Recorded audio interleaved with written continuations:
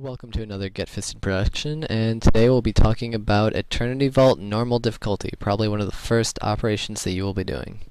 Here you'll see a list of all the bosses in Eternity Vault, and it's an interactive menu, so feel free to just click whatever boss you need to know stuff about, or just watch the video through if you just want to know about the whole place.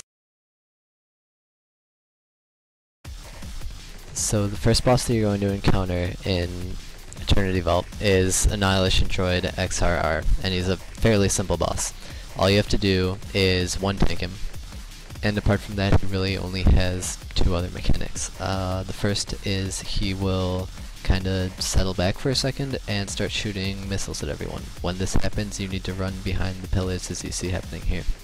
The other mechanic he has is he'll say Storm Protocol activated, and he starts shooting missiles wherever people were standing. So when he says this, you'll see little red markers on the ground, and you just gotta run around to stay out of it, and make sure you don't drop it on someone else that you're running by. Other than that, that's just about it for the boss. He does some knockbacks, and everyone should run behind the pillar except, I guess, your tank can stay out for the missiles, but other than that, just rinse and repeat, and he's got a little bit of an enrage timer, but nothing to worry about too much, and collect your epics. The next boss you can see here is Garsh? I'm not really sure, but he's just this big rock golem kind of guy. Again, fairly simple, just a little bit more complicated than the first boss. His main mechanic is that he will occasionally do a stomp on the ground, and he will cause a path of rocks to form, leading to a new platform that has suddenly risen. You need to jump across these rocks and get to the platform basically as soon as possible before the rock path disappears, because lava is bad. The other mechanics are he'll do a knockback to people in front of him and such, so just have the tank face him away and have your DPS and healer stand behind him. When he's about to do a knockback, he does a little alert to the raid. Melee left to run away or they'll get knocked back, but it's not too much to worry about. The only other mechanic you really need to watch for is at about 50%, he will start causing dogs to appear right before he makes another platform emerge. And the best way to do this is to kill the dogs as soon as possible, but as you can see here, jump on one of the rocks before attacking them so that you are no longer taking damage from the first platform that you were on. Other than this, it's just rinse and repeat. Just keep going to the next platform when it comes up, and make sure your tank keeps aggro, and that's about it. Collect epics, and we're on to the next easy boss. So this next boss is very, very easy. If you're familiar with World of Warcraft, it's basically the chess event. So the only problem is you need to just get familiar with the concept first, and then everything falls into place. You'll need to split your raid into two teams. We're doing an 8-man, so we split it into 4 and 4. Make sure you have a tank healer on both sides, and then you will need to complete puzzles at the same time in order to open the door, and that's the boss fight.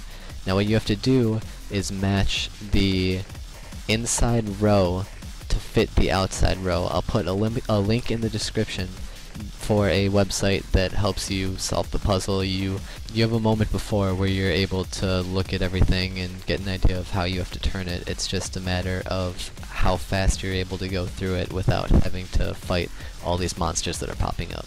So go to the link, and when you're at the boss, plug in the combination that you have, and then it'll tell you the order which you're supposed to press the two consoles to spin the middle left or right to match the outsides.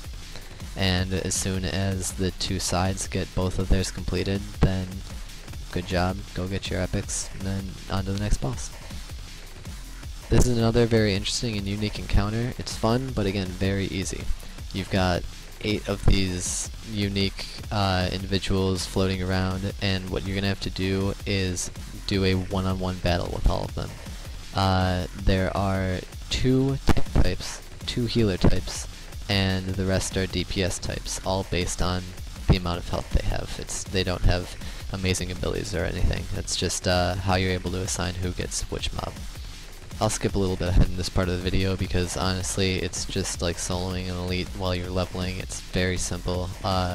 You're not allowed to get threat on anyone else, try and help anyone else with any sort of abilities. If you do, their mob will enrage. So it is just a one-on-one fight. You'll see here when you get done, just kind of chillax, wait for everyone else to finish. The only important thing is that no one takes too long, but as long as you split up the group right, then there shouldn't be anything to worry about. This next boss is the last and final boss, SWTOR. While he may seem a little bit complicated at first, it's all just a matter of getting used to the transition phases, and then basically it's a very easy fight. So the fight is laid out within 3 phases and 2 transitions, one at 75% or around there, and another at 45%. So watch out for that percentage of health and get ready to run to the edge near the entrance from where you entered the room. It's important that you always start from this side to make sure you have a clean transition. Now, the exact way that you're going to go through the transition is going to the side before the center falls out, and then immediately jump forward. And then immediately go to your right and jump down. The important thing is that these sides are going to be falling down, and you need to go down fast enough before you get dropped and end up killing yourself. You do take fall damage, so at this point you need to remember to heal up and get ready to run backwards. This is the next one you're going on, so as soon as it falls, drop down there, and then go to the right 3 times. First down to the one, and then another, and then the last one, and then you're going to stop there and heal up again, and get ready to jump again.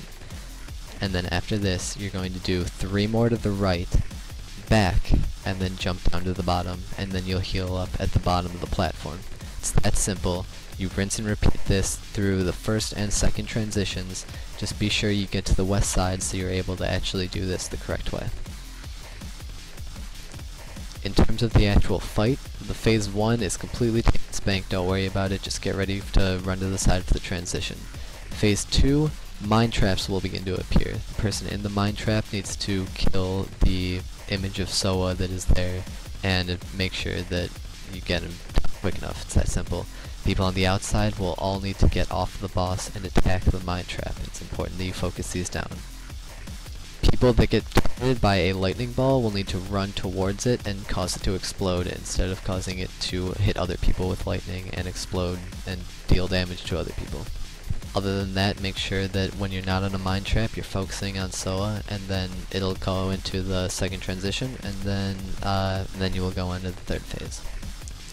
The third phase combines everything that you've previously done, except it gets a little bit trickier. You need a tank to kite around SWTOR around the platform because DPS will be completely ignoring him. His shield is still up and he's not taking damage. What he needs to do is get SWTOR near one of the columns that is flying around the center of the platform. Make sure that he gets SWTOR completely under it, but the tank is not under the column itself, or else he will get killed, as you'll see I do eventually in this video. Once the column drops on top of SWTOR, his shield will go down, and everyone will need to stop what they were doing and focus on him. We want to get him down as soon as possible. After the shield goes back up, make sure that the tank just follows him around with the column, and DPS go back to DPSing mine traps and get ready for when his shield goes down again. Rinse and repeat this in the third phase, and you'll be good to go.